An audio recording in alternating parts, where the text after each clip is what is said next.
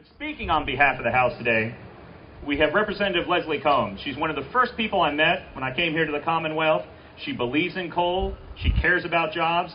She speaks plainly and directly. We look forward to her comments. Representative Combs. Hello, ladies and gentlemen. I do it much better this way. My name is Leslie Combs. I represent collectively three of the largest coal-producing counties in this state, Pike, Letcher, and Harlan counties, and I do so very proudly. I want y'all to know something.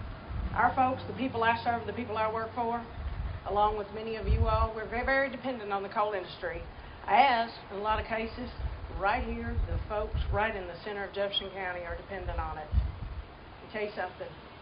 We do a lot of things, and coal is responsible for a lot of things.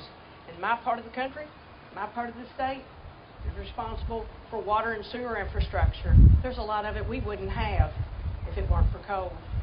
Recreational areas. But you want to know what it's most responsible for right now?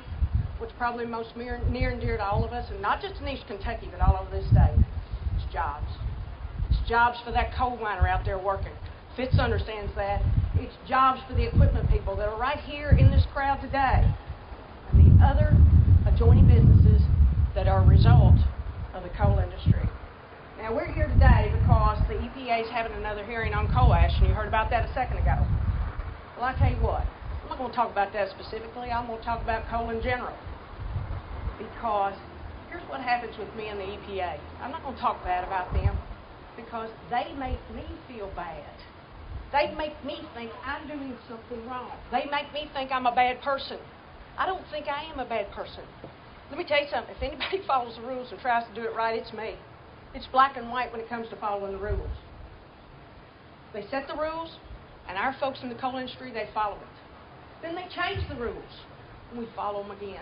And then they change the rules again, and I say, fellas, what's the problem? Why? And then they look at me and they say, your water's bad. I said, my water's bad? I've checked my water. Water coming out of mining development projects that I know about is better than what's in that bottle that you drink.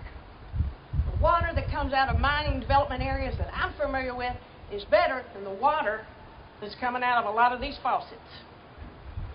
Okay? So why am I bad? And I want to do it right. So I provide, and my region provides, one of the strongest, hottest, efficient resources there is to provide us all with energy. Yes, we want a multitude of energies. We want to have them all. It is the most efficient one there is. Let me tell you what else it does. From some of the development projects we've done as a result of extraction of coal, let me tell you what, some of the recreational facilities, I bet you folks, a lot of folks down here in the flatland, they love to hunt, you love to fish. Let me tell you something. My family loves to hunt. They love to dove hunt. We are a product of coal. We have property that has been developed, okay? Let's not talk about mined. It's been developed. As that property we have now, let me tell you what else we can do besides providing coal energy. We can now hunt on that property. We have dove hunts. 20 years ago, we couldn't have had a dove hunt because we had nowhere to hunt. We can fish because we now have fishing ponds, okay? We run head of cattle. In parades, I run our John Deere tractor because we hunt, because we farm. That's what's important. We are creating usable pieces of property in my part of the country, in Rocky Atkins and Fitzsteel's part of the country, in Brandon's part of the country, so that we can do and enjoy things today that we've managed to develop through the assets of what coal has provided us. Not only providing us with resources and jobs, okay, and not only providing the energy needs that the people need, but also new opportunities for us. They say you should diversify. That's what we think we've been doing. We've created options for us, and we've diversified because we get to enjoy all the parts of life now that all flatlands get to enjoy. Ladies and gentlemen, I'm very proud to represent coal. I'm very proud to be one of its representatives and one of its spokespeople. And I tell you something, some of the people that come from the coal industry, the coal backgrounds are some of the finest people you'd ever want to meet. So with that said, I work for them, and I also work for you. And I'm very proud to be up here and standing on behalf of the coal industry and saying, folks, We cannot live without it. So please, EPA, help us.